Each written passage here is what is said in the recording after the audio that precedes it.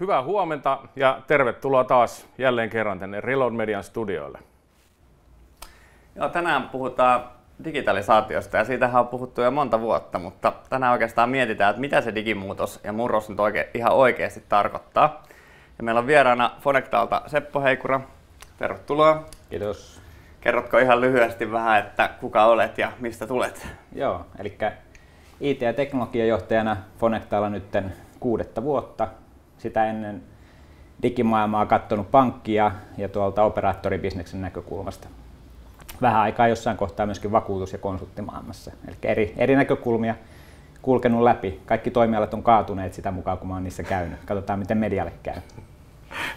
Siitä tässä jännitetään, kaatuuko digi vielä. Joo, tarkemmin jos miettii sitä aihetta, niin keskustellaan vähän siitä, että mikä sen digimuutoksen vaihe oikeastaan Suomessa on, että onko se jo tapahtunut vai vasta vaiheessa.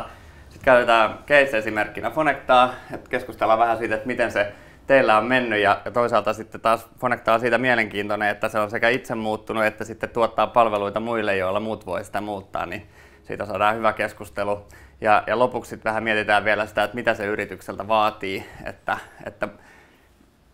käytetään nykyaikaisia moderneja teknologioita koko firman toimintaan ja myymiseen ja asiakkaiden palvelemiseen. Ja se on sitten viimeinen kohta agendaa. Ja mun nimi on tosiaan Heikki Lummaa Rakettitieteeltä. Ja mun nimi on Mika Berglund ja tämä on Digitalk YouTube-kanava, jossa käsitellään digitalisaatiota eri näkökulmista. Jeps, jos vähän aloitellaan keskustelua, niin mikä tämä Suomen vaihe oikeastaan on, että osaako ne suomalaiset toimia siellä verkossa ja ostaa sieltä ja missä me oikein mennään? Niin jos digitalisaation kannalta sitä hommaa ajattelee, niin se kanavahan on vain yksi taso, että se on ehkä se näkyvin taso sit siinä. Ja se, että mitä kaikkea se edellyttää sitten niin kuin ihmisiltä tai yrityksiltä, että osaako ne ostaa sieltä, niin se edellyttäisi jollain tavalla sitä digikypsyyttä myöskin sen yrityksen sisällä sitten, joka siellä ostaa tai asiakkaalla, joka ostaa yhtä lailla kuin sillä, joka sitä palvelua tuottaa. Et nyt jos katsoo noita lukuja, mitä tuohon oli koottu muutamia esille, että 80% kuluttajista etsii tietoa verkosta erilaisista palveluista ja tuotteista. Älypuhelimia on lähestulkoon kaikilla. Sitten älypuhelimen käyttäjät etsii tietysti vielä tavallista enemmän niitä yritystietoja puhelimellaan ja internetin käyttäjiä on 3,8 miljoonaa. Eli kyllähän toi osoittaa sen, että kuluttajilla on kyky käyttää sitä jos sitä halutaan. Jos katsot sitä seuraavaa kuvaa, niin mitä sitten PK-yrityksissä tehdään, niin jotenkin, tämä nyt on niin kuin mun näkemys, muilla voi olla jotain muuta, mutta tuntuu siltä, että siellä on vielä matkaa kohtaamaan sitten nämä asiakkaat digitaalisesti. Että tämä on se alue, missä Fonectakin tarjoaa palveluita ja yrittää auttaa yrityksiä menemään eteenpäin, mutta kun katsoo nyt määriä, että joo, nettisivuja alkaa olla aika monella yrityksellä, kuinka moni sitten markkinoi itsensä digimaailmassa, niin se on jo merkittävästi pienempi. Siinä ollaan enää tuossa 25% tasossa. Sosiaalisessa mediassa aletaan olla mukana, siellä on jo 34%, mutta sielläkin tulee se kysymys, että kuinka niin kuin sitä hyödynnetään oikeasti sitä sosiaalista mediaa. Että olla mukana on tavallaan niin kuin erityyppinen asia kuin se, että sä aktiivisesti teet siellä jotain. Siihen liittyy myöskin se, että markkinoitko sä ittees. Sähköpostimarkkinointi on yksi tapa ja yksi asia, mitä jossain vaiheessa on tehty. Nyt senkin siirtyminen siihen, että ihmiset liikkuu verkossa ja ne kohtaa sen yrityksen sillä verkossa, niin se pitäisi olla se modernimpi tapa. Sosiaalinen media tarjoaa yhden kontaktipinnan siellä. Et siinä löytyy tavallaan se, että vaikka luku on kohtuullisen iso, niin kysymys tulee vastaan, että kuinka hyvin sitä oikeasti hyödynnetään ja otetaan sitä lisäarvoa sitä kävijävirtaa tai näkijävirtaa vastaan. Ja sitten vaikka että verkkokauppa 11%, se, että kuinka paljon liikevaihtoa ne verkkokaupat sitten tuottaa, niin varmaan vaihtelee aika paljon niin kuin yrityksestä ja toimialasta riippuen, että sielläkin on varmasti kovasti kasvamista. Ja mitä nyt on lueskellut noita juttuja, niin näyttää siltä, että aika paljon verkkokauppa-asiointiliikennettä liikkuu sitten Suomesta ulospäin. Et sitten se, että asia, jota voitaisiin myydä suomalaisen yrityksen toimesta verkkokaupassa suomalaisille tai ulkomaalaisille, niin hoidetaankin sitten jonkun ulkomaalaisen verkkokaupan kanssa. Ja siinä on tietysti niin kuin mielenkiintoinen paikka, että miten me pystytään tunkemaan itsemme siihen kohtaan, että se onkin jotain, mitä täällä tuotetaan. Mun mielestä tuossa on niin yksi mielenkiintoinen asia on varmaan lainsäädäntö niin verkkokaupan suhteen. Jos ajattelee niin surullisen kuuluisaa kasettimaksua, jota pitää soveltaa kaikkiin kovalevyihin, mitä suomalaisissa verkkokaupoissa myydään, niin se on tietysti yksi osa, minkä takia, tai mikä vie sitten ulkomaille sitä kauppaa. Miten sä näkisit sitten noin muuten, jos se, niin tämä kasettimaksu nyt on yksi esimerkki, mutta onko muuten sitten lainsäädäntö jäljessä tässä, joka tavallaan sitten edesauttaisi että yritykset hyödyntäisivät digitalisaatiota, digitaalisia medioita, näin poispäin? Totta kai lainsäädännön pitää kehittyä ja se kehittyykin varmaan koko ajan, että siihen tulee uudistuksia ja selkeästi näkyy noista liikkeistä, mitä sillä puolella tehdään, että pyritään tarjoamaan sitä. Että se ei toimisi rajoittavana tekijänä. Ja enkä mä oikeastaan usko. Kyllä mä luulen, että jos niin oikeasti halutaan tehdä, niin joku tuollainen kasettimaksu, niin se on hyvin marginaalinen. Niin kohtaa hyvin pienen yhden tuotealueen tai yksittäisen tuotealueen. Että jos ihan oikeasti halutaan tehdä tälle jotain, niin kyllä mä uskon, että mahdollisuudet on olemassa ja nehän kehittyy koko ajan parempaan suuntaan. Eli käytännössä se on tekosyy, tämmöiset niin kuin kasettimaksut ja vastaavat. Siis hirveä halohan siitä aina välillä on julkisuudessa. Niin, en mä tiedä, käyttääkö oikeasti niin kuin yritykset edes, tai pitääkö yritykset niin kuin edes pinnalla. Että lähinnä kysymys on kai siitä, että löydetään niitä ratkaisuja, missä kohtaa se palvelee sitä omaa yritystä parhaiten. Löydetään se oma agenda, miten pystytään tuottamaan sitä, mikä kiinnostaa asiakkaita, ja sitten sen jälkeen löytämään ne asiakkaat ja kohtaamaan ne siellä verkossa ja ehkä jopa tekemään se kauppa siellä. Tuolla nyt alareunassa näkyy noita, että vaikka joku ajanvarauspalvelu ei varmasti ole kovinkaan paljon säännelty, että saako sulla olla ajanvarauspalvelu, 3% sellainen on. Ja jos ajattelee eri toimialoja, kuinka monella se voisi olla, niin ihan selkeästi semmoinen paikka, että kuinka helpommin niin kuin kohtaa se asiakkaan, ehkä tarjoaa lisäarvoa asiakkaalle, voi parantaa omaa bisnestä siinä, että jos siihen liittyy vaikka joku ennakkovarausmaksu tai tämmöinen no-show poistuu. On niin kuin mahdollisuuksia käyttää erilaisia asioita. Mikä arvio sitten on, kuinka suuri tuo prosentti voisi olla, tuo ajanvarauspalvelu, jos otetaan se esimerkkinä? En mä sitä osaa sanoa, mutta se nyt riippuu siitä, että onko yrityksellä jotain aikaa, mitä varataan. Jollain toimialahan sen pitäisi olla 100%. Totta kai. Että joku tällainen palvelua tuottava yritys, mikä tahansa, parturi-kampaamo, remonttipalvelu, joku tällainen. No remonttipalvelulla tietysti ehkä ne projektit on pidempiä, mutta miksei sielläkin voisi olla. Kyllä mä tykkäisin, että mä saan mun piharemontin sillä tavalla, että mä varaan ajanvarauspalvelusta 4 viikon jakson, jona aikana se piha laitetaan kuntoon. Mutta siitä varmaan ollaan samaa mieltä, että korkeampihan toi pitäisi olla. Ja ehkä yksi mikä siihen vaikuttaa varmaan se, mitä sä sillä ajanvarauksella tai napilla voit tehdä, että miten helppo se ostaa niitä tuotteita, että tavallaan, että osaako firmat tavallaan jo valmiiksi paketoida niitä silleen, että se on helppo ostaa siitä. Et sen sijaan just, että vaikka että ostaisi aikaa, niin sittenhän sitä voisi vaikka ostaa, että niin kuin terassiremonttia ja painat tuosta nappia. että miten se pystytään niin kuin paketoimaan ne ostettavat asiat niin helpoiksi, että sen pystyy vaan klikkaamalla hankkimaan. Tuossa on ehkä semmoinen teema, mikä varmaan tulee tässä nyt tämän keskustelun aikana useammankin kerran esille. Että niin kuin sanoin, että tämä ostaminen on yksi kerros. Että sulla on se kanava, mutta mitä sen kanavan alla tapahtuu, niin siellä on se yrityksen prosessit. Jos ne ei ole digitaaliset, jos ne ei pysty kytkeytymään tähän digitaaliseen kanavaan, niin se katkee siinä. Ja silloin ollaan tilanteessa, että sulla on joku tyyliin nettisivu, mutta se ei liity millään tavalla mitenkään siihen, mitä sä oikeasti teet. Sitten siellä yllättäen niiden prosessien ja kanavan takana, niin siellä on ihmisiä. Niiden ihmisten pitää myöskin ajatella samalla tavalla ja kyetä toimimaan sitten näiden digitaalisten prosessien mukana. Että vaikka kuinka digitaalista tekeminen on, niin jossain kohtaa siellä on ihminen mukana, jos ei muualla, niin luomassa niitä prosesseja sinne. Ja sitten tietysti se yrityksen tuotteet. Että jos sun tuote ei sovellu, tämä piharemontti hyvänä esimerkkinä, että jos siitä ei keksi mitään sellaista, mikä kytkeytyy tähän digitaaliseen prosessiin, niin sitten se on keinotekoisesti liimattu sinne, eikä se välttämättä toimi. Eli silloin pitää sen piharemontoijankin innovoida sitten sitä hommaa, että mitä siellä on. Mitä mä voin sieltä vaikka varata etukäteen. Mä voin varata sieltä vaikka ne kivet. Mä voin valita siltä tietynlaiset kivet, jotka sinne asennetaan, jolloin se on lisämyyntiä hänelle.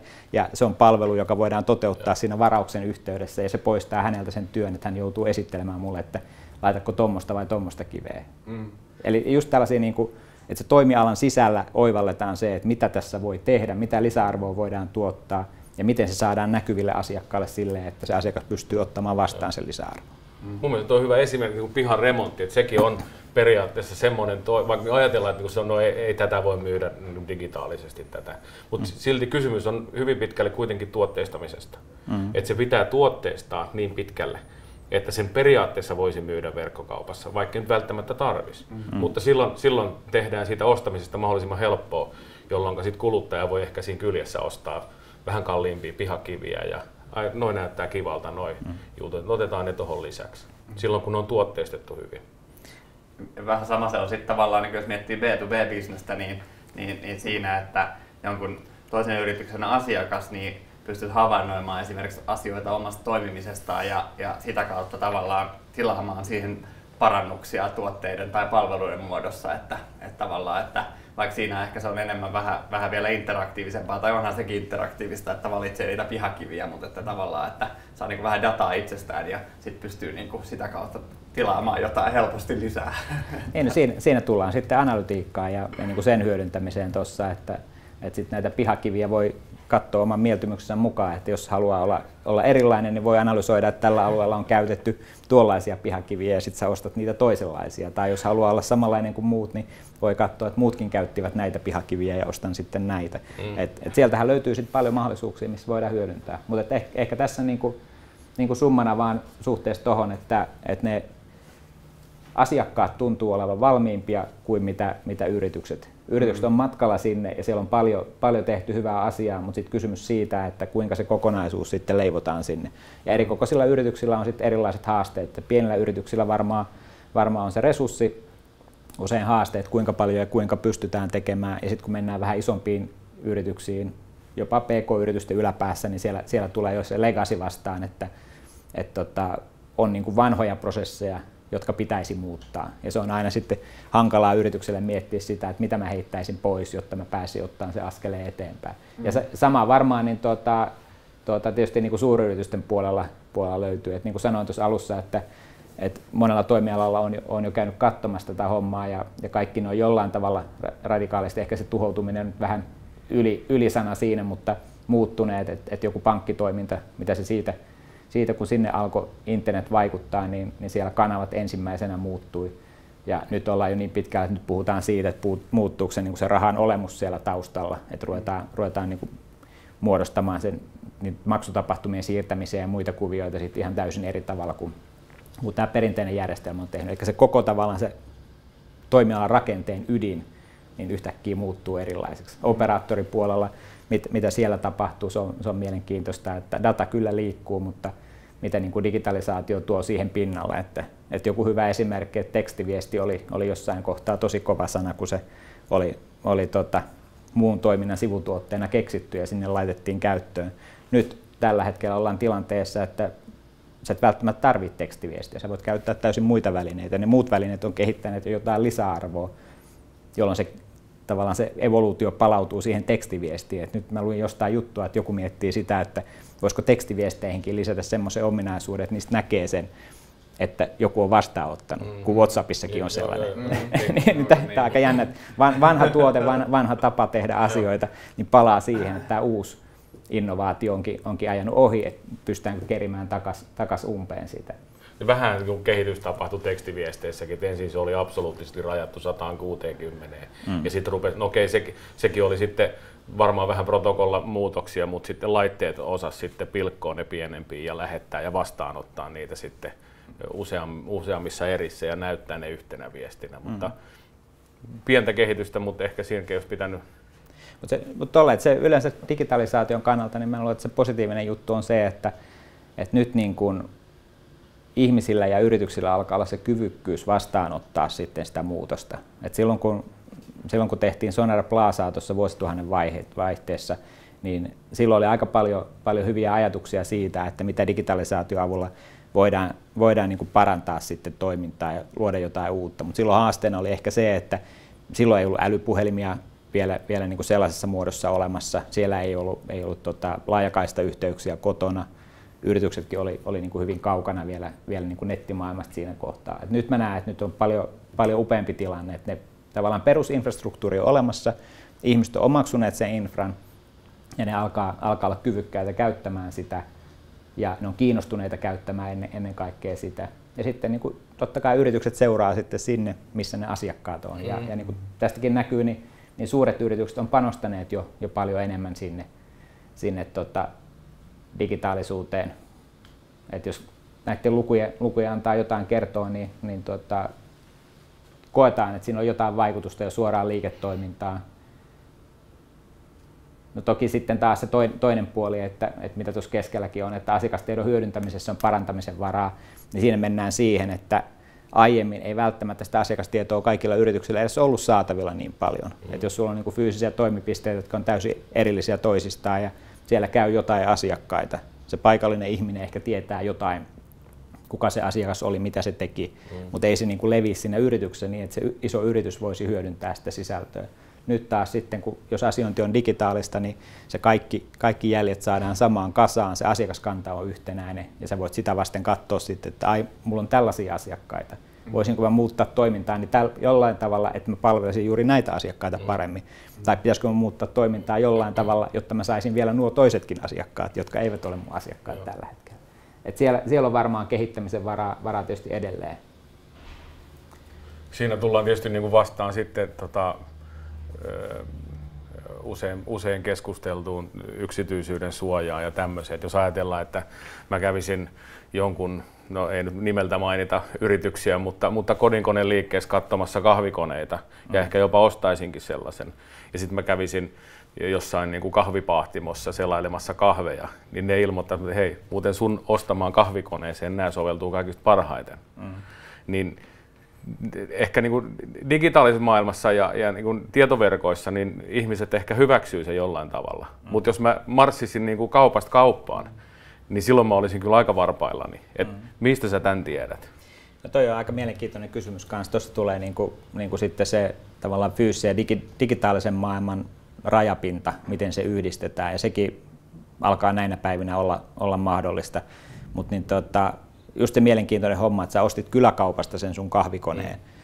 Ja sitten kun sä muutaman viikon päästä menet takaisin sinne kyläkauppaan ja sä yrität ostaa siihen kahvikoneeseen jotain lisävarusteita tai kahvipapuja, niin se kyläkauppias muistaa, että sä ostit ton kahvikoneen, että älä ota noita, vaan ota toi viereinen paketti, koska se sopii sulle paremmin. Sä sait sen palvelun, sä olit onnellinen. Kyllä. Ja siitä huolimatta se tieto oli sen kyläkauppiaan hallussa. Ja tästä tulee tavallaan tämä, se on tasapainoilu, että milloin se tuntuu epämiellyttävältä, milloin sä koet sen niin kuin hyväksi palveluksi ja miten se voidaan tehdä niin, että se oikeasti palvelee sitä asiakasta. Se on ehkä se avainkysymys. Jos sä koet sen silleen niin kuin häiritseväksi, niin totta kai sä rupeat karsastamaan sitä. Niin kuin... Mutta tämä sun mainitsema esimerkki, että se sama kyläkauppias tietää, sen mä kokisin hyvänä palveluna ja että hän muistaa minut henkilökohtaisesti. Mutta jos mä menen jonnekin ihan muualle, niin silloin tietysti alkaa niinku ruksuttaa päässä, että niinku, mitä täällä niinku taustalla toimii. Kyllä. Jotenkin se kuuntelin jotain tietoturvakeskustelua joskus tavallaan, missä on ne rajat, mikä on se oman datan arvo ja muuta, niin siinä tavallaan oli aika hyvä kommentti siitä, että ihmiset askeleittain tavallaan he saa jotain sitä vastaan, että he antaa sitä dataa, että just, että Amazonin sisällä niin sä näet suoraan, että okei, että muut, jotka ovat ostaneet näitä kirjoja, niin ostivat tämän kirjan, niin ostivat myös näitä 3, ja sitten se saattaa mennä jonnekin, kun mä käyn matkasaitilla katsomassa matkaa, niin yhtäkkiä Facebook on täynnä niitä mainoksia ja sitten niin tavallaan mä saatan löytää sieltä jotain uutta, niin ihmiset kokee niin tavallaan, että okei, että mä saan siitä jotain ja sitten mä oon antanut jotain. Et ehkä se on ollut vielä tässä vanhassa maailmassa plussakortteina ja muita, niin se, että mitä ihmiset on niin oikeasti kokenut saavansa siitä, että he antaa sitä dataa, niin se on ehkä ollut ei ollut ihan niin selvä. Että niin hyvin vähän sitä tietysti noissa korteissakin on hyödynnetty, että niin jostain havainnut sen, että kauppias tietää, että missä mulla on kesämökki. Jos mä saan joka kesä, niin mä saan aina sellaisen analogisen paperilapun, jossa kerrotaan, että tervetuloa taas käymään meidän kaupassa, saat kahvipaketin tai lenkkimakkaran tai mitä hyvänsä, kun tulet sitten taas mökille. Niin jostain datasta se löytyy se tieto, että tiettyä aikaa vuodesta mä muutan käyttäytymistäni ja mä oon jollain muulla paikkakunnalla kuin Helsingissä. Ja sitten mut on löydetty sieltä. No se on lähinnä huvittava, mutta niin siitä tulee just se, että haluanko mä antaa sen tiedon vai en, niin en minä sitä päätä, koska kun mä olen käynyt siellä kaupassa ja höylennyt sitä korttia, niin sitten mun tietoni on jäänyt sinne. Ja sitten on kysymys siitä, että miten se yritys käyttää sitä tietoa, jota sillä on. Tässä tapauksessa se käyttää noin, en koe sitä ahdistavaksi, koen sen huvittavaksi, joku voisi kokea sen toisin. Ja niin tuossa tullaan niin sitten taas siihen MyData-keskusteluun, sekin on aika mielenkiintoinen, sitä käydään paljon. Täällä on niin erilaisia foorumeita, joissa keskustellaan siitä, että mitä se MyDatan olemus on. En tiedä, missä kohtaa sekin keskustelu edistyy siihen pisteeseen, että me saadaan konkreettisia tuloksia, mutta se on ihan mielenkiintoinen näkökulma, että minä voisin pitää sen datan omassa hallussani ja sitten minä voisin anonyymisti paljastaa sen sinulle. Sinä et tiedä, että se on minun dataa, mutta minä voin paljastaa sen datan sinulle. Ja sinä voit katsoa sitten, millä tavalla sinä voisit palvella minua. Ja jos mä koen, että se sun tarjoama palvelu sitten sopii siihen, mitä mä haluan, niin sitten mä voin sulta sitä ostaa, mutta edelleenkään sinä et tiedä, kuka henkilö siellä sen datan taustalla oli. Ja tämmöinen niin tavallaan, että mä voin niin vapaasti, mä voin ottaa sen saman datan ja todeta, että en mä enää halua sun palveluita, mä katkaisen tämän näkymättömän linkin tästä ja tarjoan sen datan sinulle, koska mä koen, että sulta ehkä tuleekin parempia vastauksia tähän. Ja toi on taas niin kuin yksi ulottuvuus. En tiedä, miten se ihan oikeasti käytännössä pystyisi onnistumaan. Se vaatisi niin suuret volyymit ja aika monessa pelipaikassa tuntuu olemaan silleen, että ne pelurit ajattelee, että me rakennetaan tämä itse. Ja sitten kun niitä Suomen kokoisessa maassa on tarpeeksi monta, niin sitten sinne tulee sellaisia marginaalijuttuja ja silloin se toimii vähän samalla tavalla niin kuin Amazon. Amazon toimii hyvin, kun sillä on iso volyymi itsellään, mutta se on kuitenkin jollain tavalla suljettu siihen. Mutta sitten, en tiedä tosin myykö he sitä dataa tai käyttääkö ne muualla sitä dataa, mutta niin kuin tuossa MyData esimerkissä, että jos meillä on 100 paikkaa, jossa sitä MyDataa on, niin moneenko te laittaisitte sitä omaa dataanne, missä te viittisitte sitä ylläpitää, niin tuskinpa kahta useammassa ja mä en viittisi edes kahdessakaan. Tuo on mielenkiintoinen ajatus siinä mielessä, että mulla olisi tavallaan sit se tieto, että hei, mä voisin tarjota sille kahvipahtimolle, että nyt täällä olisi kaveri, joka on ostanut tämmöisen kahvikoneen, mutta ne ei tiedä, kuka se kaveri on. Mutta ne tietää, että se on ostanut tällaisen ja tällaisen kahvikoneen. Ja siitähän tuossa on varmaan paljon kysymys. Silloin mä tiedän, mitä mä annan sille toiselle. Silloin se data voidaan vapaasti analysoida, kun se palvelee sun tarkoitustasi. Ja sitten just ehkä se hygieniatekijä, just, että sä saat sen datan jossain kohtaa pois sitten. Että se ei ole sillä tavalla niin koko aikaa sitten saatavilla siellä.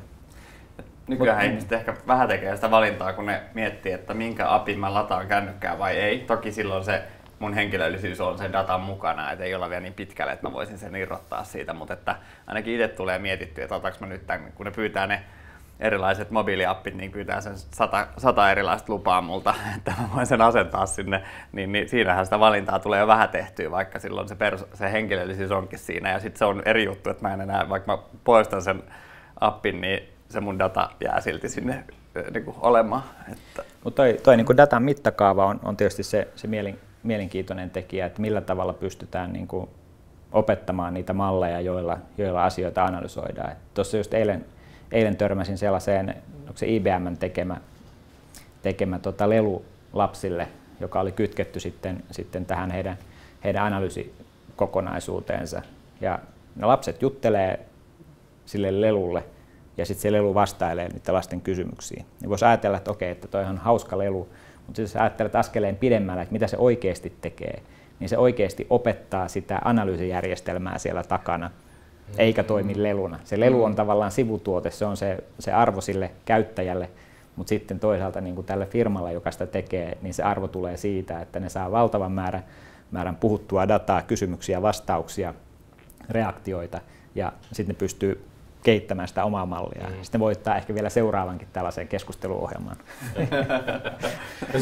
Totahan varmaan niin kuin esimerkiksi Microsoft on hyödyntänyt tässä niiden Twitter-botissa, joka lähti aika rivolle tielle hyvin nopeasti. Eikö se suljettu? Se suljettiin, mutta sehän oli myös sama, että niin se vastailee. Se ikävä kyllä oppi liian nopeasti, että mitä ihmiset oikeasti siellä verkossa tekee. Niin. Joo, mutta tällaisia vastaavia on tietysti niin kuin aika paljon ja ne on niin kuin mielenkiintoisia avauksia just niin kuin siihen suuntaan sitten, että miten niin kuin tästä tämä digitalisaatio voi tuottaa lisäarvoa sillä tavalla, että opitaan ymmärtämään sitä, mitä ihmiset tarvitsee, mitä ne tahtoo. Ja tuossa on nyt just nämä kysymykset, mistä on keskusteltu, että miten sitä pitää käsitellä, miten pystytään sitten nämä niin kuin lieveilmiöt hoitamaan siitä pois. Mut varmaankin siellä on paljon mahdollisuuksia, edellyttää vielä aika paljon pohtimista, miten hommat hoidetaan. Ihan varmasti. Miten sitten Phonecta itse? Nyt ollaan puhuttu paljon datasta ja heti tulee mieleen puhelinluettelo. Niin pystytkö vähän kertoa, että ihan varmasti kaikki suunnilleen tietää Phonectan alun, mutta ehkä se olisi ihan hyvä silti lyhyesti kerrata, että mistä se firma oikein alkoi ja mitä te olette tänään ja jos puhutaan sitten sen jälkeen vähän siitä, että mitä se matka on siinä välissä tarkoittanut. Joo, no siis oikeastaan koko ajan varmaan palveltu samaa perustarvetta suhteessa asiakkaisiin, että ne kysymykset on, että miten mä näyn, miltä mä näytän, miten mä löydyn. Eli miten mä näyn, niin on se, että joku katsoo mua yrityksenä, miten se yritys pääsee siihen näkyville. Sitten tämä, että miten mä löydyn, tulee taas siitä, että jos joku etsii minun tuottamieni palveluita, niin millä tavalla se löytää juuri minulta ne palvelut eikä kilpailijalta. Ja sitten seuraavana steppinä varmaan se palvelu, että miten mä sitten palvelen sitä asiakasta.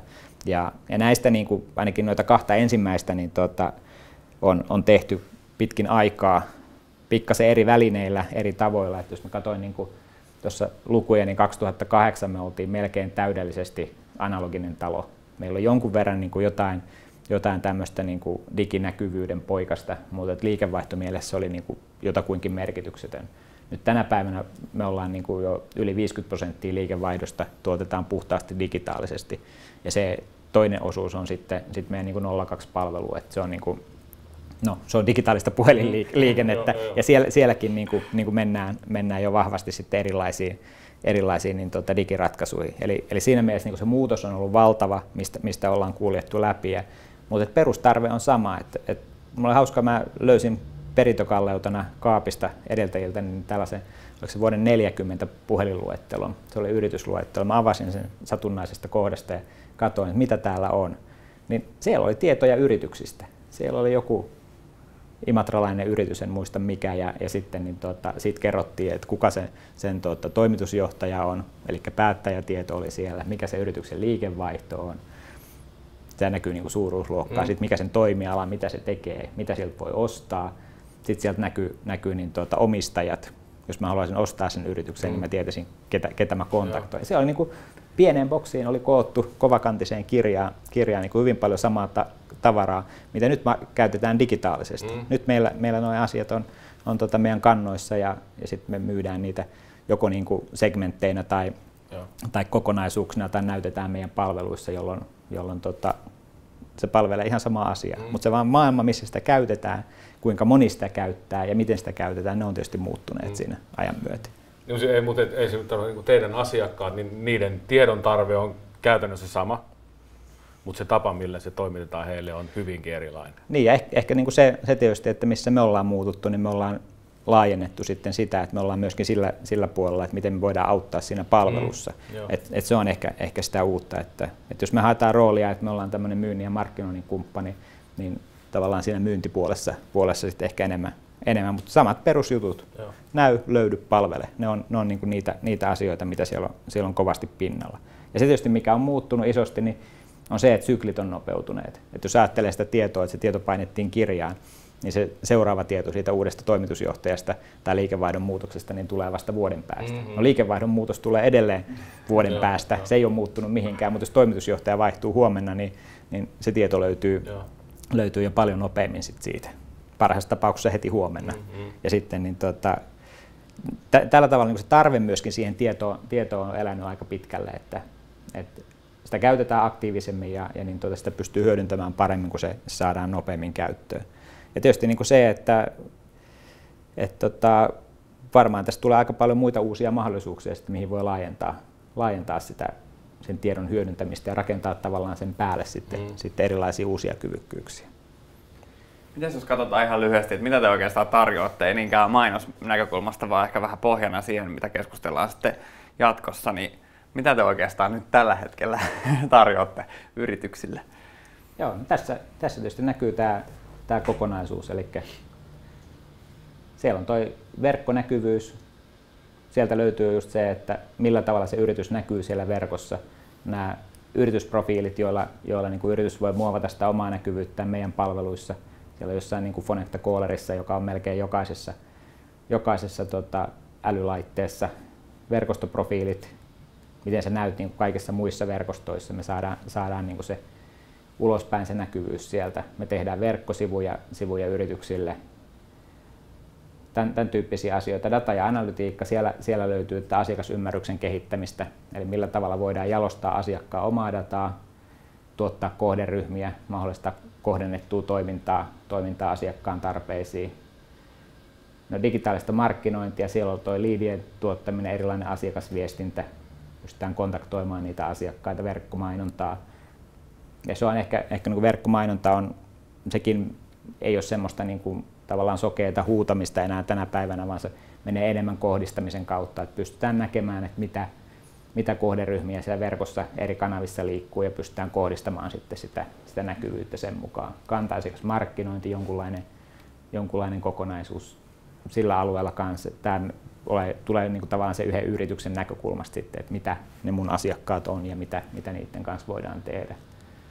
Sitten tällaisia erilaisia apuvälineitä, mistä tuossa aiemminkin mainittiin, tuo ajanvarauspalvelu, verkkokauppoja tehdään, asiakaspalautejärjestelmä.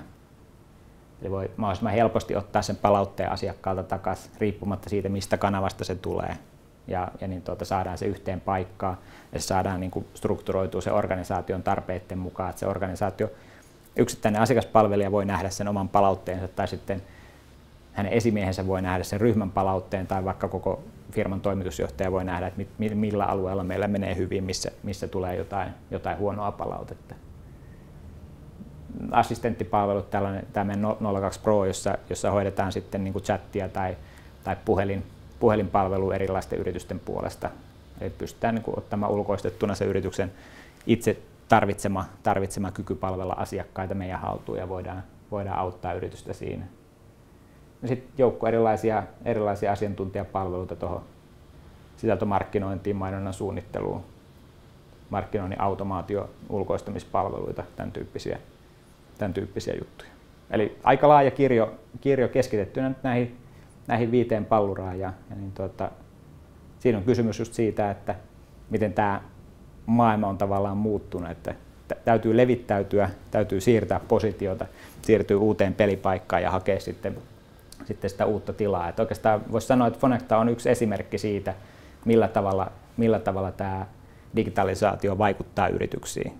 Eli me ollaan niin kuin ensimmäisenä ensin kohdattu itse se vaikutus. Ja sitten niin sen jälkeen, kun me ollaan kohdattu se vaikutus, me ollaan ruvettu miettimään sitä, että miten me voitaisiin paremmin palvella meidän asiakkaita niillä opeilla, mitä me ollaan saatu siitä, miten tämä muutos on iskenyt meihin itteemme. Ja se on niin kuin tavallaan mielenkiintoinen tie just siinä, että sä joudut itse käymään ne samat muutokset, samat kipupisteet, samat uudet onnistumiset ja mahdollisuudet, mitä se asiakas kohtaa, ja se ehkä parantaa sitten kyvykkyyttä kanssa niin kuin tarjota niitä samoja ajatuksia eteenpäin. Että kyllä se niin kuin toi digimaailma niin tarjoaa varmaan aika paljon uusia mahdollisuuksia, mutta toki se tarjoaa myöskin uutta kilpailua. Että se on niin kuin sit se kolikon toinen puoli, että aina löytyy joku uusi, joka pystyy jotain tarjoamaan sinne. Niin usein ehkä vähän suomalaisessa keskustelussa, kun puhutaan jostain saksalaisista verkkokaupoista, niin ne nähdään niin kuin isona uhkana. Ja ehkä vähän niin kuin jopa unohdetaan se, että hetkinen, että nyt niin kuin suomalainen, vaikka Marimekko tai joku muu vastaava niin kuin brändituote tai jopa joku pienempi yksikökin, niin pystyy ihan yhtä lailla myymään muualle maailmaan. Mutta se toistaiseksi on ehkä nähty enemmän pelkona, että hei, noi tulee tänne, mutta ei ole niinkään ajateltu, että me voidaan myös mennä sinne. Että meidän vaan pitää osata se homma. Että. Samanlainen matkahan saksalaisilla tulla Suomeen kuin suomalaisilla Saksaan. Niin. Mutta ehkä se muutos, mikä tuossa niinku tulee just tämän digitalisaation kautta, on se, että se investointitarve on pienentynyt. Eli sitten se, että jos ajattelee vaikka jonkun ihan vain konkreettisen asian myymistä, niin ennen digitalisaatio tarjoamia mahdollisuuksia, niin sun piti ostaa jostain joku tontti, rakentaa siihen joku talo tai hankkia valmis talo ja sitten roudata ne tavarat sinne ja odotella, että ne asiakkaat tulisi. Ehkä tehdä vähän markkinointia, että ne löytää sut siinä fyysisessä maailmassa oikeaan osoitteeseen. Nyt sun ei välttämättä tällä hetkellä tarvii enää tarvii olla sitä myytävää tuotetta. Ainoa mitä sä tarvit verkkokaupan. Sitten sen jälkeen sä rupeat niinku luomaan sille näkyvyyttä ja saat ne asiakasvirrat sinne paikalle ja sitten voit skaalata sitä sun myytävää artikkelia jostain täysin kolmannelta osapuolelta sitä mukaan, kun sä tarvit. Ja se on niin kuin hyvin paljon pienempi investointi, millä sä voit lähteä tekemään. Tuossa on monia tällaisia hyviä esimerkkejä.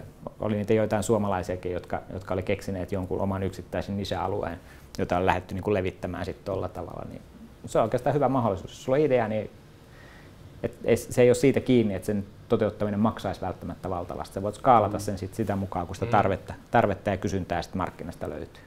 Ja ehkä tavallaan siinä on niin kuin suomalaisille jatkuva oppimisen paikka, kun me ei olla ehkä oltu niitä maailman parhaita markkinoijia ja myyjiä perinteisesti, niin se on niin kuin rooli niin kuin siinä koko investoinnissa ja koko siinä idea, että jos jonkun tuote on esimerkiksi lähtökohtaisesti, että okei, tämä niin kuin palvelee globaalia markkinaa, niin se myynnin ja markkinoinnin osuus siitä, toki ollen digitaalista myyntiä ja markkinointia, niin se on niin kuin kasvaa tavallaan verrattuna niihin muihin investointeihin ja osaamiseen, mitä siinä tarvii. Että se on niin kuin, meillä kaikilla on siinä oppimista vielä.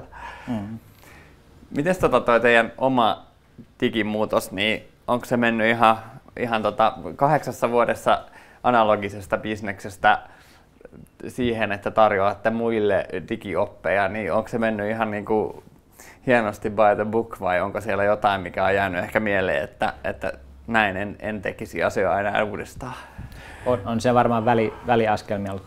Toi 8 vuoden takainen tilanne oli vain niin vuosikertomus, joka sattui käteen. Satuin katsomaan sellaista ja siellä näytti homma tuolta. Et totta kai siinä on ollut välivaiheita samalla tavalla niin kuin tuossa koko digimarkkinassakin, että haetaan sitä oikeaa lähestymistapaa, haetaan sitä kulmaa, millä niin kuin mennään oikeasti sinne asiakkaisiin. Kilpailu muuttuu koko ajan. Et kilpailukenttähän on elänyt Suomen markkinassa tai sitten kansainvälisesti. Et välillä löytyy niinku uusia kilpailijoita, välillä löytyy uusia kumppaneita ja sitten täytyy niinku harkita se oma positio siinä ja lähteä viemään sitä sopivalla tavalla eteenpäin. Et varmaan siinä aika paljon erilaisia muutoksia on tullut ja ennen kaikkea just syklien nopeutumisen kannalta niin se on varmaan ollut se isoin muutos meille, että meidän pitää niinku kiihdyttää koko ajan meidän omaa tahtia, millä tavalla me mennään eteenpäin, jotta me pysytään siinä kohdassa siinä muutoksessa, missä me halutaan. Joo. Ja se on jännä, kun mäkin joidenkin meidän firman koodareiden kanssa juttelin, että mitä ne pitää niin kuin työssään tärkeänä, niin se oli se, että ei vaan putoa sieltä aallonharjalta teknologian kehityksessä. Toki se on niin kuin hyvin tekninen näkökulma aiheeseen, mutta että sama vähän pätee niin kuin näissä, mitä siellä verkossa ja digimaailmassa myydään ja tehdään, niin siinä pitää pysyä aika niin kuin pinnalla koko ajan. Niin mä en välttämättä haluaisi olla aallonharjalla, että jos ajattelee surffaria, niin se on mielellään siinä aallon sisällä, että se on tavallaan siinä keskiössä, se on paras vauhti, mutta sitä pitää pitää yllä, ettei se aalto kaadu päälle, niin siinä ehkä kokee eniten. Totta. No miten sitten niin kuin sinä olet itse IT:stä ja aika moni meidän yleisöstäkin on IT-alan miehiä, niin mitä se on teille niin kuin IT-näkökulmasta tarkoittanut tämä koko digimuutos? Ja onko teidän niin kuin digimuutos mennyt tavallaan niin kuin IT edellä, teknologia edellä, vai onko se enemmän lähtenyt sitten sieltä bisneksestä ja IT ollut sitä tukemassa? Että miten sä olet nähnyt tämän niin kuin oman työsi näkökulmasta? No mä näkisin sillä tavalla, että täytyy muuttua yhdessä. Et ei ole sieltä totta kai niin kuin jossain tilanteessa toinen tarjoaa ja toinen auttaa sitä asiaa eteenpäin. Mutta mun mielestä meillä muututaan yhdessä ja se on ehkä se rikkaus, mikä meidän organisaatiossa on ollut. Että saadaan vietyä sitä muutosta yhdessä eteenpäin. Että niin kuin teknologian kautta voi löytyä jotain ideoita, sieltä voi niin kuin hakea jotain, mutta sitten tulee se kaupallistaminen, että se pitää pystyä kaupallistamaan se idea ja siinä mennään taas sitten siihen toiseen suuntaan. Eka impulssi voi tulla jommalta kummalta puolelta, mutta sitten niin sit täytyy yhdessä mennä eteenpäin, jotta sen pystyy tekemään. Eli tämmöinen vastakkainasettelun niin kuin liiketoiminta ja IT, niin se on ehkä vähän turhaakin, vaan mieluummin impulsseja, niin kuin sä sanoit, että tulee molemmilta suunnilta. Niin. Meillä olisi tämmöinen, niin kuin asiakkaat haluaisi tämmöistä, että onko jo olemassa mitään teknistä ratkaisua, tai sitten toisaalta, että hei, nyt tässä on tämmöinen uutuus niin kuin teknologiapuolella, että voitaisiinko me jotenkin hyödyntää ja tarjota jotain, mitä meidän asiakkaat tarvitsisi ja haluaisi. Juuri noin, ja just se, että niitä kyvykkyyksiä pitää kehittää rinnakkain, että se että jossain kohtaa, kun puhutaan IT ja niin liiketoiminnan vastakkainasettelusta, mä luulen, että niissä tilanteissa ehkä se ongelma on se, että ei ole sitten kykyä tai halua muuttua jommalla kummalla puolella. Ja sitten se, että jos se muutoshalu ja kyky on molemmilla, niin silloin pystyy menemään eteenpäin ja saavuttamaan niitä tuloksia. Et erilaisia asioita voi innovoida siinä taustalla rinnalla, tehdä kyvykkyyksiä, jotka mahdollistaa sitten taas jonkun toisen loikan, että päästään sitä kautta eteenpäin. Et kyllä se niinku, tavallaan semmoinen jatkuva kyvykkyyksien kehitys on niinku olennainen sekä niinku ihmisten että teknologian kannalta, että myöskin niinku näiden toimintamallien kannalta. Mutta niinku niiden pitää kehittyä yhdessä, käsi kädessä kulkea. Niinku, toinen ei vedä toista perässään. No tuossa digitalisaatio on siinä mielessä vähän samanlainen kuin automaatio, mikä jossain keskustelussa tuntuu aina välillä menevän pikkasen sekaisin, että kummasta puhutaan, automaatiosta vai digitalisaatiosta. Aina kun puhutaan, että työpaikat menee tai jotain muuta, niin se alkaa kuulostaa siltä, että automaatio vei työpaikat, ei digitalisaatio. Digitalisaatio muuttaa niin, että niitä työpaikkoja, joita aiemmin oli, niin ei ole. Sen se voi tehdä, mutta ei se vie niitä vanhoja, koska se ei tee sitä samaa. Automaatio teki sitä samaa. Eli tässä on olennainen pointti se, että tehdäänkö samaa vai tehdäänkö jotain uutta. Ja digitalisaatio mahdollistaa, että tehdään jotain uutta ja tehdään sitä uutta uudella tavalla. Ja siitä seuraa se, että kaikki pitää uudistaa. Niin kuin tuossa on koko ajan luetellut sitä, että ne kanavat pitää uudistaa, prosessit pitää uudistaa, ihmisten osaaminen, ihmiset pitää uudistaa, jotta se koko ketju pelaisi ja tuotteet pitää uudistaa. Niin silloin se, mitä sitten toteutetaan, niin se on jotain ihan muuta kuin mitä se oli siinä aiemmassa vaiheessa. Siinä voi olla samoja flavoreita ihan niin kuin meidänkin tapauksessa, että täytetään tavallaan samaa tarvetta tai samaa tarvejoukkoa, laajennetaan sitä ehkä vähän ja sitten tarjotaan se uudella tavalla niin, että se palvelee nykyhetkessä paremmin. Tuntuu, että monella toimialalla vähän niin kuin se muutos on tullut ulkoa, että miettii jotain Airbnbtä ja Uberia, niin Airbnb on hotelliketju, jolla ei ole yhtään fyysistä hotellia ja Uberille ei ole yhtään omaa autoa, ainakaan vielä huhut kertoo, että kohta on, mutta tavallaan, että joskushan se koko toimialan muutos tulee niin vähän puskettuna jostain muusta kulmasta ja sitten pitää kaikkien niin vauhdilla mennä sinne. Joo, kyllä. Miten sä näet IT-näkökulmasta, niin tavallaan mitkä on ollut ehkä niitä niin kuin suurimpia mahdollistajia sille muutokselle? Että pystyykö sieltä nimeämään jotain erityistä? No varmaan niin kuin se pilvi on niin kuin yhtenä tekijänä ollut, että se on mahdollistanut niin kuin toimintamallien muuttamisen ja IT:n omien prosessien muuttamisen, lisännyt joustavuutta ja kykyä vastata niihin tarpeisiin, mitä siellä liiketoiminnallta tulee. Sulla oli joku hyvä kuva siitä. Joo, mennään sitten Hopsista. Vai olikohan edellisen? Edellinen kuva oli hauskempi. Yes, hyvä. Tämä oli, varastin yhdeltä kollegalta, joka piirsi tällaisen loistavan kuvan. Että jos katsoo sitä vasenta puolta, että millä tavalla ollaan ennen toimittu, ja mä tiedän näkyykö siellä kamerassa, täällä on hirveä määrä viivoja, että siellä on niin kuin meidän oma toiminta, että siellä on muutama ihminen duunaamassa hommaa, sitten meillä on joku hostauskumppani ja silloin service deskiä ja service-tiimiä, verkkoa, offshore-tiimiä, sitten on erilaisia harddisk-ventoreita ja tämä porukka kun rupeaa sumplaamaan erilaisia asioita, niin minkä tahansa jutun tekeminen, niin siinä menee niin kuin viikkoja. Se ei synny niin kuin hetkessä. Ja sitten katsoo niin kuin millä tavalla se homma on muutettu. Et me on otettu enemmän asioita haltuun itse, hyödynnetään pilvipalveluita, meillä voi olla kumppaneita, jotka tarjoavat meille tukea ja resursseja, että meillä tarvitsee kaikki ihmisiä omassa rivissä olla, eikä kaikkea osaamista luoda välttämättä sisään. Ja tällä rakenteella niin kuin läpimenoajat on semmoisia, että jos me tässä vanhassa maailmassa haluttiin niin kuin uusi serveri pystyy, että tarvii lisää kapasiteettia, ei mitään uutta, vaan ihan pelkästään lisää kapasiteettia johonkin, niin siihen saattoi mennä viikkoja.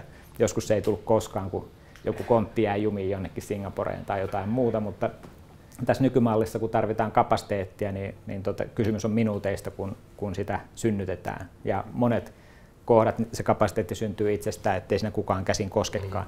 Sitäkin pystyy automatisoimaan. Niin se joustavuus tavallaan, jos ajattelee, että mitä tahansa pitää tehdä, niin tämä vaan hyvänä esimerkkinä kuvaa sen, että tuossa maailmassa mikään ei ollut mahdollista. Siinä ollaan niin kuin pullonkaula ja hidastetaan, pysäytetään kaikki. Tässä maailmassa kysymys on enemmän siitä, että mitä sä haluat. Joo, totta. Ja liiketoiminta muodostuu liiketoiminnan pullonkaulaksi. Niin, no sitten on kysymys siitä, että keksitäänkö niitä asioita, mitä halutaan tehdä, ja se kaikki tapahtuu niin kuin tavallaan joustavasti tällä tasolla. Mutta tämä nyt oli vain yksi taso, mutta ehkä musta niin semmoinen niin hyvä symboli sille, että miten maailma muuttuu. Joo. Sä puhuit pilvipalveluista ja tekin hyödynnette niitä aika paljon, niin tuli tuossa mieleen, että voiko yritys edes tehdä digitaalista liiketoimintaa ilman pilvipalveluita? Voi. Miksi ei voisi? Siinä on niin kuin kysymys vaan siitä, että miten se haluaa tehdä. Että niin kuin sanotaan kärjistäen kysymys on siitä, että haluatko se tehdä halvalla vai kalliilla, hitaasti vai nopeasti. Ja sitten jokainen voi päätellä, että millä tavalla sen voi tehdä halvalla ja nopeasti. Mutta niin totta kai siinä mä ymmärrän täysin ne rajoitteet, mitä siitä tulee, että on palveluita, joita ei voi tehdä pilvessä. Ja siinä tullaan sitten tähän, että onko jotkut asiat säännelty niin, että ne pitää olla tiettyjen kriteerien mukaisesti tietyssä lokaatiossa, ja sun pitää aina tietää, missä lokaatiossa se on. Meilläkin on sellaisia palveluita, ne ei tietenkään ole pilvessä, ne on tietysti sellaisessa turvatussa paikassa, jossa kaikki on niin kuin hyvin selkeää. Mutta aika monessa kohtaa musta tuntuu, että se ongelma niin kuin pilvipalveluissa on se, että niitä pidetään niin kuin silleen mörkönä, että jos sulla on palvelu, jonka tarkoitus on viedä tavaraa nettiin, niin sitten se tavara on siellä netissä. Ja onko sillä nyt sitten väliä, jos se tavara viedään nettiin silleen, että se on niin kuin siinä pilvessä, josta sitä jaellaan. Että tuottaako se pilviriskiä? Se on niin kuin yksi mielenkiintoinen kysymys, mitä on kuullut kovasti pohdittava. Sitten toinen juttu on tietysti se, että sanotaan, että kun ei ole mitään kontrollia tuollaiseen pilvipalvelun tarjoajaan, että kun se on niin iso ja sitten me ollaan asiakkaana niin pieni, niin mihin me sitä kontrollia tarvitaan? Niin kuin ne vasteajat, mitä siellä on, niin on niin kuin paljon paremmat kuin mitä me ollaan saatu niin kuin fyysisten konesalipalveluiden tarjoajilta SLA:ksi. SLAthan ei tietenkään toteudu, mutta ne on mitä ne lupaa. Ja jos me haluttaisiin niin kuin pelkästään SLA-sanktioita, niin totta kai me käytettäisiin fyysisiä konesalipalveluita, mutta me halutaan palvelu, joka toimii ja palvelee asiakkaita. Ja ainakin meidän kokemuksen mukaan niin se on toiminut tosi hyvin sillä tavalla, että me ollaan pyöritetty sitä pilvessä. Ja ne ratkaisut palvelee siellä, että jos siellä jotain hikappia on, niin useimmin se hikappi on jossain niin kuin meidän omassa tekemisessä, kuin että se olisi siinä pilvipalvelun tarjoajassa. Mutta tuo on hyvä esimerkki siitä, että vaikka teillä on parempi kontrolli fyysisillä laitteilla, ehkä teidän omissa konesaleissa tai jonkun paikallisen kumppanin kanssa, niin silti homma toimii nopeammin ja joustavammin pilvipalveluissa. Et niin kuin sanoit, niin mihin sitä kontrollia tarvii, jos ei se hyödytä liiketoimintaa. Niin, ja jos se kontrolli on sitä, että sulla on joku nimetty henkilö, jonka kanssa sä voit keskustella siitä asiasta, että kun se ei toimi. Kun en minä halua keskustella kenenkään kanssa asiasta, joka ei toimi, minä haluan, että ne asiat toimii. Niin siitä tulee oikeastaan se ero, että mä en edes tiedä, onko se edes kontrollia, se on vaikutelmakontrollista ehkä. Niin. Ja henkilökin voi olla yhtäkkiä lomalla Balilla ja se voisi olla vaikeaa korjata sitä serveriä sieltä päästä. Niin, jo kyllä tuollaiset henkilösidonnaiset jutut varmaan riippuu millaisia palveluntarjoajia on, niin ne ei välttämättä ole ongelmia. Mutta ehkä se rakenteellinen haaste, mikä siinä tulee, niin mikä oli se aiempi kuva, että se oli monta steppiä, monta osapuolta, joka aiheuttaa sitten sen, että moni ihminen joutuu keskustelemaan keskenään, niin sehän on ihan itsestään selvää, että jotta nuo kaikki saa ajatuksensa yhteen, niin on aika pitkä prosessi. Jos täällä on jotain selvitettävää, niin tästä löytyy niin kuin yksi ihminen, joka ohjaa sen ja se tietää, kenen kanssa se keskustelee. Ja silloin on hyvin rajattu joukko niitä, joiden kanssa se keskustelee. Tässä yksi toinen asia, mikä liittyy IT:seen aika tiukasti, tai ainakin sinne päin, niin ja alussa sivuttiin datan hyödyntämistä. Niin miten sä näet sen, ja puhutaan paljon tietysti jo monta vuotta muotisanana on ollut big data, niin mitä se niin kuin digitalisaatiossa voi tarkoittaa ja mitä hyötyä siitä voi puolestaan saada? Joo, no siis big data, siinä oli se hauska kuva siellä, joka on varastettu jostain. Tämä. Joo. Oikeastaan niin kuin se, mikä tässä on niin kuin mun mielestä monta kertaa big data-keskustelussa tulee haasteeksi, on se, että puhutaan siitä määrästä. No, joo, se on big, mutta sitten just se, että millaista se on, kuinka nopeasti se vaihtuu, miten se kehittyy, niin mun mielestä se on niin kuin olennaisempaa, koska silloin me pystytään tuottamaan enemmän sitä arvoa sille asiakkaalle. Välttämättä se massa ei niin kuin Suomen kokoisessa markkinassakaan, niin se ei välttämättä ole se itse se juttu. Totta kai jos puhutaan siitä, että tämä on jotain niin kuin IoT-dataa, että sieltä tulee jonkun koneen antamia bittivirtoja, jotka kertoo, että mikä on pyörähdysnopeus ja jotain muuta varianssia, mitä sieltä tulee. Silloin sitä dataa voi tulla paljon. Mutta jos puhutaan niin kuin myynnin ja markkinoinnin alueella toimimisesta ja sitä datasta, mitä ne ihmiset tuottaa ja mitä ne yritykset tuottaa ja niin kuin tavallaan niiden käsittelystä, niin puhutaan kuitenkin rajallisesta määrästä. Ja silloin mun mielestä kiinnostavampi tekijä, totta kai sitä pitää olla riittävästi, mutta se ei ole se driveri, että sitä olisi mahdollisimman paljon, jos siinä ei ole sitä laatua mukana. Että on niin kuin erityyppistä dataa, se on kattavaa ja se päivittyy riittävän usein. Ja silloin siitä alkaa löytyä niin kuin niitä mielenkiintoisia vastauksia niihin kysymyksiin, mitä sitten niin kuin asiakkailla on. Miten te itse sitä hyödynnätte teidän palveluissa vai hyödynnättekö te dataa? Joo, kyllä. Sitä tietysti niin kuin, ensinnäkin niin kuin teknologiana big data on sellainen, että me käytetään sitä tietysti sen meidän koko toiminnan pohjana. Ja silloin me saadaan sinne erilaisia hyötyjä, mitä tuossa nyt on listailtu. Päästään siihen niin kuin paremmin käsiksi, pystytään sitä käyttämään, se on saatavilla paremmin ja sitä on helpompi jalostaa siitä. Mutta sitten, sitten toiminnassa se on tietysti kaiken analytiikan lähteenä. Eli sen päälle sitten voidaan rakentaa niitä palveluita, joita tarjotaan asiakkaille, jolloin sinne voi yhdistää asiakkaan omaa dataa. Meiltä voi tulla segmentointitietoa, joka me on luotu meidän analyysien pohjalta, ja silloin me rikastetaan sen asiakkaan dataa sitten sillä virityksellä, mitä me ollaan siihen tehty. Ja totta kai me käytetään sitten sitä myöskin omassa käytössä, että silloin kun me yritetään hahmottaa sitä, että miten me voidaan palvella meidän omia asiakkaita paremmin. Että kun oli se 5 palluraa, 5 eri aluetta, niin meillä on kuitenkin aika monta erilaista tuotetta niiden alueiden sisällä. Niin se, että me pystytään kohdistamaan sitten asiakkaalle se oikea osa siitä tarjoamasta, mikä juuri häntä palvelee, niin se tietysti edellyttää, että me ymmärretään sitten siellä taustalla myöskin se, että minkälainen tämä yritys on, mikä sitä voisi palvella. Ja silloin se pystytään hahmottamaan ne toimialat ja millä tavalla ne toimialan logiikat toimii. Ja tämän tyyppistä asiat, niin ne pystytään nostamaan sitten tietysti niin kuin analytiikan avulla esille ja sieltä päästään hyvin käsiksi sitten siihen, että mitä asiakkaalle seuraavaksi tarjotaan. Parhaimmillaan se asiakas tavallaan voi itsekin nähdä sitä datansa jostain ja aktiivisesti ostaa teiltä parhaimmillaan nappia painamalla jonkun parannuksen siihen, että sitten se voi tavallaan mennä pidemmälle siihen itse myynti- ja ostoprosessikohtaan myös. No, meillä löytyy myöskin sitä, että ei tarvitse edes painaa nappia, että meillä on niin kuin suoria integraatioita. Tämä erityisesti niin kuin isompien asiakkaiden puolella, niin siellä löytyy sitten se, että suoraan integraatiota asiakkaan CRM, jolloin se data päivittyy sitä mukaan, kun uutta sinne saadaan aikaa. Mutta toki noinkin, että sitten tilaamalla saa. Joo. Jos mennään vähän meidän viimeiseen aiheeseen tänään, niin se on oikeastaan se, että mitä niin kuin yrityksen digitaalinen muutos vaatii ja tuo.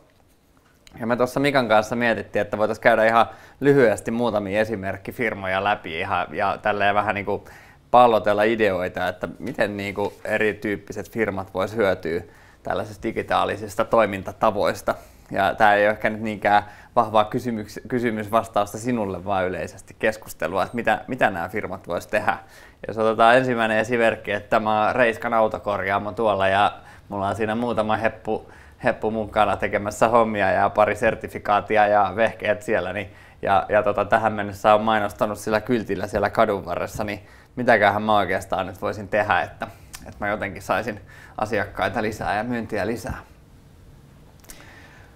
Niin oikeastaan koko tässä setissä niin mä näkisin sillä tavalla, että mihin sä itse asiassa viittasitkin just, että mitä se markkinointi on, mikä se näkyvyys suhteessa kilpailuun, niin sehän on sellainen, että se toimii näille kaikille. Sitten on se kysymys, että millä tavalla sä hankit sen näkyvyyden, että onko se niin kuin jossain perinteisessä kanavassa aika usein on menty jonnekin printtiin, jossain lehdessä esiinnytään tai sitten radio, televisio tai sitten jossain digitaalisessa kanavassa. Niin siinä tulee vastaan just se, että pystyykö se paremmin kohdistamaan sen sun näkyvyytesi. Se on oikeastaan ihan turha mennä tuonne kadulle huutamaan, että mulla on autokorjaamo, jos sä oot kaupungin osassa, missä on pelkästään polkupyöriä. Ja sä et pysty palvelemaan niitä polkupyöräasiakkaita. sun pitäisi niin kuin löytää se paikka, missä sä huudat sitä sun viestiäsi, jotta siellä olisi ihmisiä tai yrityksiä, jotka on kiinnostuneita siitä. Et se on varmaan niin kuin riippumatta noista toimialoista niin kaikille ehkä olennainen. Sitten toinen on varmaan just tämä löydettävyystieto, että okei, että jos mä tiedän, että mä tarviin Reiskan autokorjaamoa, niin missä se on? Minä haluaisin löytää nyt sen Reiskan autokorjaamon, kun mä kuulen, että se on hyvä. Kun sä nyt just mainostit sitä, niin onko se tässä lähellä vai missä se on? Ja sitten varmaan tämä menee niin kuin tavallaan ketjuna, että jos katsoo sen yrityksen prosessin eri vaiheita, niin siellä on niitä kontaktipisteitä, missä se asiakas voi joko tulla kuulluksi digitaalisesti tai sitten ei. Jossain kohtaa se voi tulla kuulluksi passiivisesti, että se tulee niin kuin tavallaan jonkun segmentoinnin tai analysoinnin perusteella, jolloin päästään siihen, että okei, tämä on tällainen ja tämä tarvitsee tätä, mutta jossain kohtaa se voi tulla aktiivisesti, että joku vaikka asiakaspalautekanava, niin miksi sitä ei ole tehty helpoksi, että sitä palautetta tulee?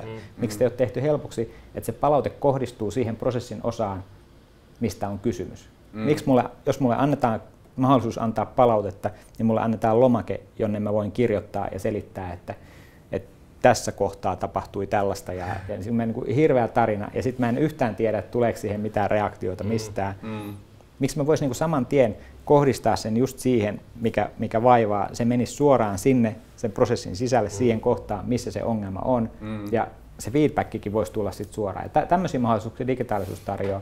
Ilman digitaalisuutta se on silleen, että sä käyt täyttämässä jonkun lomakkeen, tiputat firman postilaatikkoon ja sitten se kiertelee muutaman kuukauden siellä ja sä oot itse jo unohtanut sen koko asian, mistä sä annoit sitä palautetta ja sitten ehkä joku palaa, jos palaa. Että tollaisia voi tulla. Sitten tietenkin niin kuin,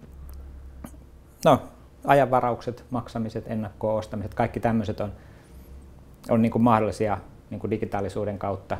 Niin mitäpä jos se Reiska autokorjaamokin niin kuin pystyisi tekemään sen, että se saisi sulta ikään kuin ennakkomaksun siitä, että sä varasit renkaanvaihdon siltä. Ja sen sijaan, että se hukkaisi sen kalliin 15 minuuttia, 10 minuuttia, mitä se nyt renkaita vaihtaakaan siihen, että se oli no show. Ja silloin niin kuin asiakkaita, jotka ei ole tulleet vielä paikalle ja niin kuin tulee tavallaan tyhjäkäyntiä siitä.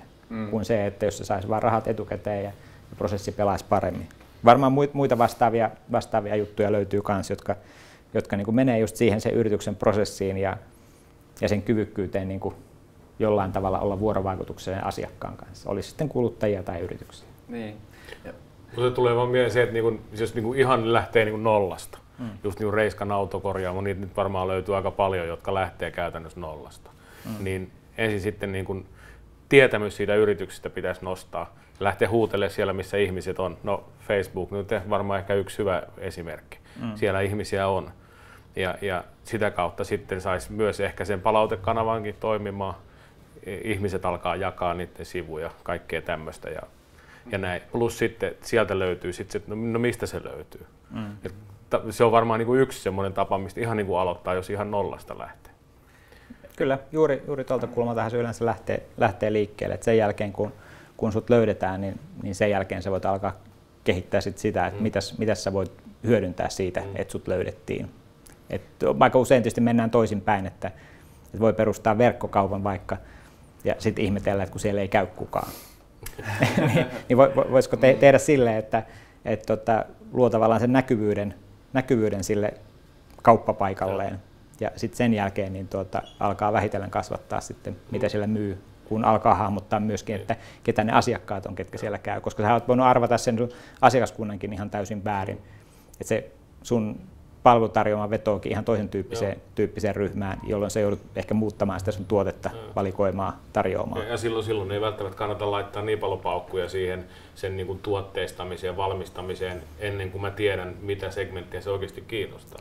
Niin, no toi on ehkä niin kuin semmoinen havainto, mikä me ollaan kanssa itse tehty, että niin kuin mennään nopeasti liikkeelle, pystytään kokeilemaan sitä, kuinka se toimii. Ja sitten sitä pystyy hiomaan, säätämään, päättämään, että mitä sille tehdään sit jatkossa, kun nähdään, että miten se lähtee kasvamaan. Et just verrattuna tämmöiseen perinteiseen malliin, jossa tehdään valtava investointi, valtava panostus, koitetaan saada se niin kuin viimeisen päälle valmiiksi ja sitten ihmetellään, että miksi ei kukaan tätä ostanut. Niin. Ja ostetaan se tontti, johon rakennetaan se myymälä. Tämä on just tällainen fyysinen esimerkki vielä karumpi, että sä ostit sen tontin ja laitoit sen myymälän ja niin siellä ei sitten ollut ketään. Tosin sekin nykyään onnistuu silleen, että tehdään myöskin analytiikkaa siitä, että missä ne asiakasvirrat on.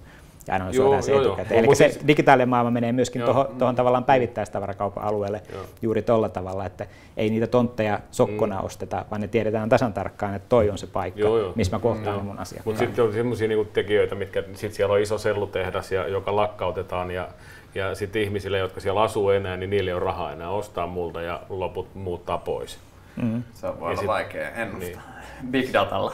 No, siinä täytyy yhdistää sitten eri lähteitä. Et siinä yhdistetään niinku tämmöisen taloudellisen informaatioanalyysiä ja tutkitaan sitä, että miten, jos se sellutehdas on nyt se driveri sillä alueella, tutkitaan miten se homma pelaa siinä markkinassa, miten se vaikuttaa tähän ekosysteemiin, missä me ollaan ja sieltä saadaan irti sitten. Jos koettaisiin vetää yhteen vähän, niin tavallaan, että jos mä oon nyt vaikka sitten sen Reiskan autokorjaamo, niin mä pystyn ostamaan tavallaan montaa palvelua valmiiksi paketoituna muualta, mutta mistä mun pitäisi oikein lähteä liikkeelle? Mikä on se, mitä mun pitäisi ekana tehdä? Ja jos nyt mietin sitä, että mun pitäisi jotain vähän muutakin tehdä, kuin siellä web-sivulla näyttää se firman osoite ja nimi. Mikä on se, mistä mä lähden liikkeelle? No varmaan yrityksen kannattaa just pistää se oma profiilinsa kuntoon, jolloin se näkyy ja näyttäytyy semmosena, kuinka se haluaa näkyä. Et hyvä esimerkki vaikka toi calleri, että sä voit sinne luoda sitä omaa profiilisi ja kun sä soitat sun asiakkaalle, niin se asiakas halutessaan näkee, että mikähän tää oli tää tyyppi, joka soitti, mihin tää liittyy. Se soittaa tollaista firmasta, ne näköjään tekee tollaisia asioita, jolloin se voi olla kiinnostuneempi kuin siitä, että saa jonkun blankon puhelun. Toi niin kuin yhtenä esimerkkinä. Sitten se, että millä tavalla sun näkyvyys on verkossa, miten sut tavoitetaan sieltä, miten optimoidaan liikennettä sun sivustolle ja niin miten saadaan se osuus kuntoon siellä. Ja ne on varmaan niin kuin niitä ensimmäisiä. Ja sitten sieltä lähtee just se, siirrytään tavallaan sit näkyvyydestä siihen löydettävyyteen, miten sut löydetään sieltä verkosta. Ja niin kuin sitten seuraava steppi on varmaan se, että miten ne sun palvelut.